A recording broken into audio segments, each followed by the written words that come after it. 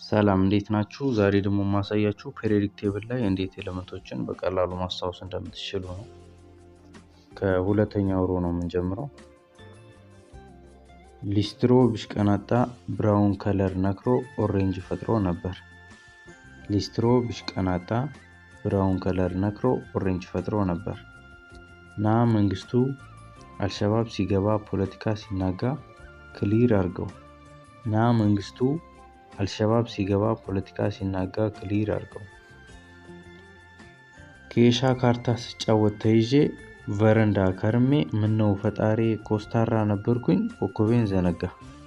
ጋዝ ጀነሬተሩን አሰርቃው ሰርኬ ብራዘር ክሪኩን ሮብ ሰርቼበት ይመለሳል ዛሬ ነበረ ምኞቴ።